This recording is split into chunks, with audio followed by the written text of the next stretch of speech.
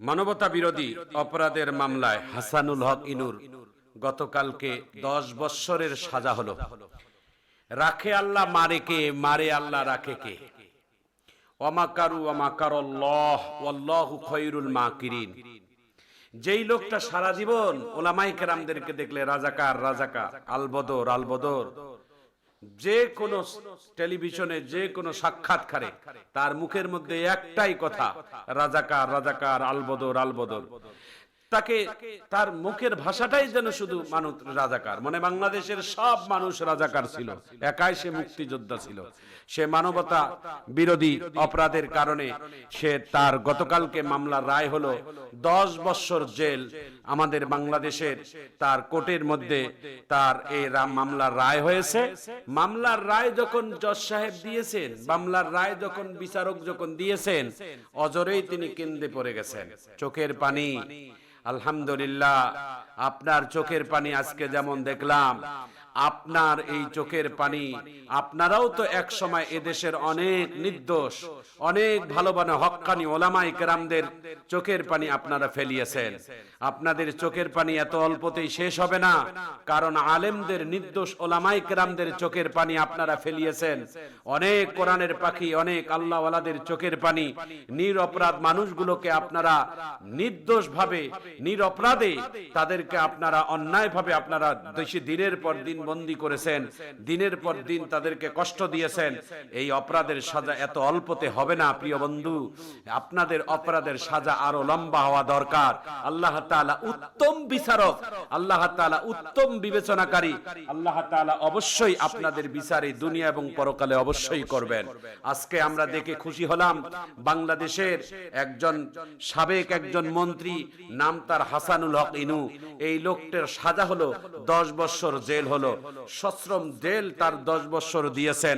প্রিয় বন্ধুরা আমার, আজকের এই 10 বৎসর জেলের ঘটনা শোনার পরে বাংলাদেশের মানুষ অনেকভাবে সন্তুষ্ট হয়নি। বাংলাদেশের জনগণ চেয়েছেন আরো বেশি তার সাজা হলে আরো তার জন্য বেশি ভালো হতো, সাজাটা আরো বেশি হওয়া দরকার ছিল। প্রিয় বন্ধুরা আমার, প্রিয় বন্ধুরা আমার, কাউকে কাঁদাইলে নিজেকে কাঁদতে হয়, কাউকে কষ্ট দিলে নিজেকে কষ্ট স্বীকার করতে হয়, কারো জন্য ক্ষতি করলে নিজেই সেই ক্ষতির মধ্যে আপনি পড়বেন। এটাই হাদিসের ব্যাখ্যা, এটাই ইসলামের সত্যের ঘোষণা।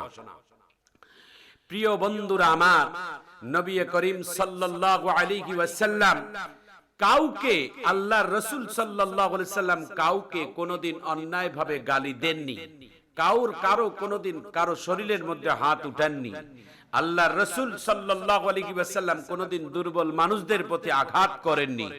আল্লাহ রাসূল সাল্লাল্লাহু আলাইহি সাল্লামের কোনোদিন তার ঘর থেকে কোনোদিন ফকির মিসকিন কোনোদিন খালি হাতে ঘুরে যায়নি। আল্লাহ রাসূল সাল্লাল্লাহু আলাইহি সাল্লাম কোনোদিন কোন অসহায় ব্যক্তিকে তিনি খালি হাতে ফেরত দেননি। বিশ্বনবী সাল্লাল্লাহু আলাইহি ওয়াসাল্লামের কাছে একজন যুবক এসে হাত বাড়িয়েছেন, আল্লাহর নবী আমাকে সাহায্য করুন। আল্লাহ রাসূল তাকে কি সাহায্য করেছেন? যুবকের চেহারা দেখে আল্লাহ রাসূল সাল্লাল্লাহু আলাইহি সাল্লাম তাকে বাজারে গিয়ে একটা কুড়াল কিনে তার হাতে ধরাই দিয়ে বলছেন, তোমার শরীরে আল্লাহ তাআলা যথেষ্ট শক্তি দিয়েছে, তুমি এই শক্তি প্রয়োগ করে সারাদিন জঙ্গলের মধ্যে খড়ি কাটো, আর দিনের বেলা বিকেল টাইমে তুমি বাজারে বিক্রি করো, আমি তোমার জন্য বরকত হিসেবে দোয়া করে দিলাম।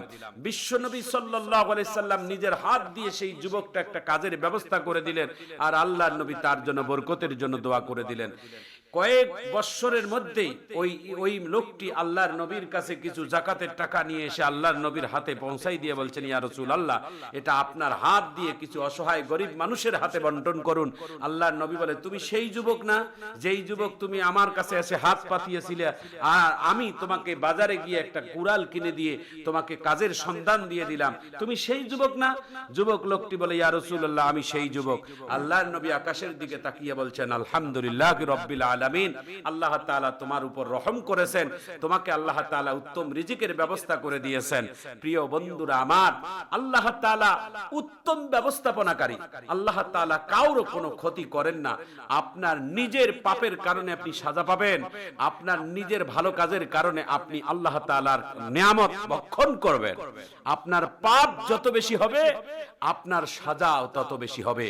প্রিয় বন্ধুরা আমার, নবী করিম সাল্লাল্লাহু আলাইহি ওয়াসাল্লাম ওয়াসাল্লাম ছিলেন মানবতার মুক্তি, ছিলেন এই পৃথিবীর, ছিলেন সমগ্র সৃষ্টি জগতের, তিনি হচ্ছেন রাহমাতুল লিল আলামিন।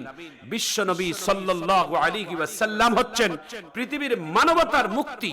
তিনি মানুষদেরকে অন্ধকার পথ, আলোর অন্ধকার থেকে আলোর পথে আনার জন্য বিশ্বনবী পৃথিবীতে আগমন করেছেন। বিশ্বনবী সাল্লাল্লাহু আলাইহি ওয়াসাল্লাম যেই সময় পৃথিবীতে আগমন করেছেন সেই হিজরিটা ছিলেন 570 খ্রিস্টাব্দে। 570 খ্রিস্টাব্দে আল্লাহর রাসূল সাল্লাল্লাহু আলাইহি সাল্লাম এসেছিলেন। সেই জামানাটাই ছিলেন, সেই যুগটাই ছিলেন জাহিলি যুগ, বর্বরা যুগ, এমন অপরাধের যুগ, কেউ কাউকে চিনত না, সব ছিলেন অন্ধকার।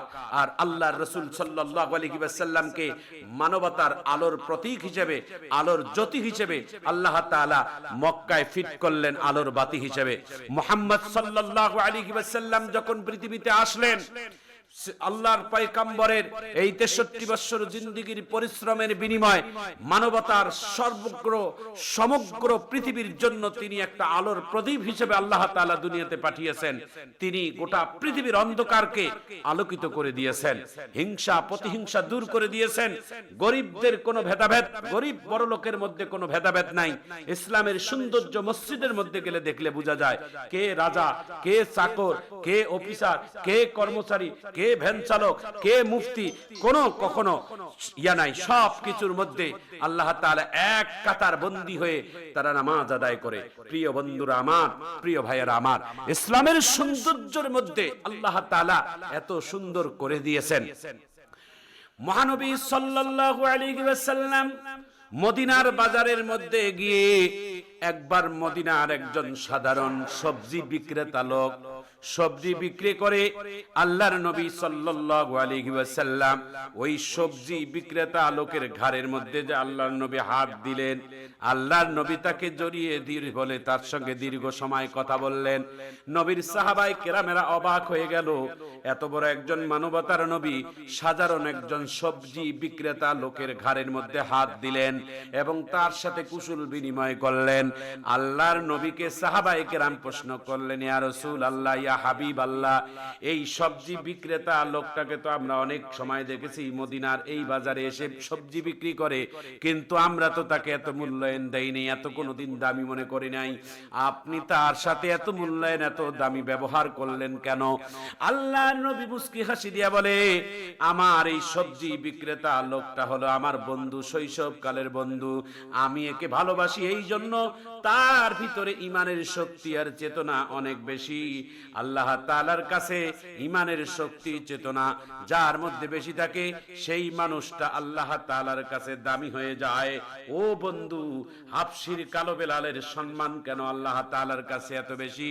হাফসির কালো বেলাল আল্লাহর নবীর কাছে, আল্লাহর কাছে দামি হওয়ার কারণটা হলো তার বিশুদ্ধ আমল এবং তার চরিত্র আল্লাহ তাআলার কাছে এত দামি হয়ে গেছে যে বেলাল যদি মসজিদে নববীতে আজান না দেয় তাহলে আল্লাহর আরশে আজান পৌঁছে না, বেলাল আজান দিলে আল্লাহর আরশে আজান পৌঁছে যায়। সুতরাং মানুষের চেহারা দিয়ে, মানুষের সার্টিফিকেট দিয়ে, মানুষের বংশ দিয়ে, মানুষের টাকা পয়সা দিয়ে আল্লাহ তাআলার কাছে কোনোদিন বিবেচনা হবে না। আল্লাহ তাআলার কাছে বিবেচনা হবে আমলের ভিত্তি দিয়ে। হযরতে ফাতেমা রাদিয়াল্লাহু তাআলা আনহা, হযরতে ইমাম হাসান হুসাইন রাদিয়াল্লাহু তাআলা আনহু, হযরতে আলী রাদিয়াল্লাহু তাআলা আনহুকে আল্লাহর নবী ডাক দিয়ে বলেন, হে আলী, হে ফাতেমা, হে হাসান হুসাইন, এদিকে আয়। কিয়ামতের ময়দানে তুমি আমার নবীর মেয়ে পরিচয় দিবে যে আমি নবীর কলিজার টুকরা মেয়ে, এটা কাজ হবে না মা। এই ইমাম হাসান হুসাইন, কিয়ামতের ময়দানে তুমি নানার পরিচয় দিবা যে আমি আমার কলিজার টুকরো নাতি হচ্ছে আমার নানার, এটা কাজ হবে না। এই আলী, কিয়ামতের ময়দানে তুমি তোমার শ্বশুরের পরিচয় দিবা, এটা কোনো কাজ হবে না।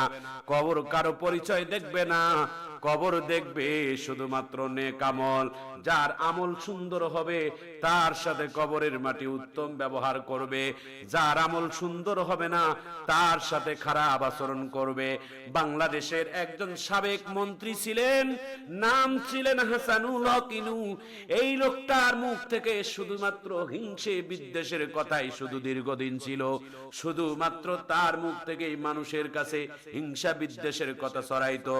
গতকালকে দেখলাম আদালতের মধ্যে এতিমের মতো দাঁড়াইছে, এতিমের মতো দাঁড়িয়ে শুধু নীরবে কাঁদতেইছে। আমার বন্ধুরা, আল্লাহ সাথ দেয়, ছেড়ে দেয় না। আল্লাহ তাআলা ওই হাসানুল হক ইনুকে তিনি কাশামির কাঠ গড়ায় দাঁড় করাইছে। মাননীয় বিচারক তাকে সশ্রম 10 বছরের কারাদণ্ড দিয়েছে। কারাদণ্ডের রায় শোনার পরে তিনি দিশেহারা হয়ে গেছে, কান্নায় ভেঙে পড়ে গেছে। কেন কাঁদলা ভাই? এই কান্নাটা তো বাংলার জমিনের অনেক আলেমেরও চোখের পানি আপনারা ফেলিয়েছেন। অনেক বাংলাদেশের নির্দোষ ওলামায়ে কেরামদেরকে আপনারা ফাঁসির কাস্টে চড়িয়েছেন। আপনাদেরও সার হবে না। রাখে আল্লাহ মারে কে, আর মারে আল্লাহ রাখে কে। যারা যেই পথে নামবেন, যারা যে যতটুকু পানিতে নামবেন সে ততটুকু পানিতে ভিজবেন। যে যতটুকু পাপ করবেন ততটুকু পাপের সাজা আপনাদেরকে পেতেই হবে। আল্লাহ তাআলা আমাদের সকলকে দিনের সঠিক জ্ঞান আর বুঝ দান করুন।